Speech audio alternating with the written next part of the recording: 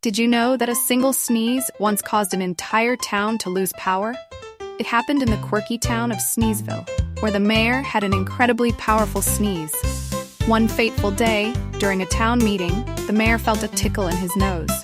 Before anyone could say, "Bless you," he let out a monstrous "ooh." The force of his sneeze was so strong it knocked out the town's ancient electrical grid.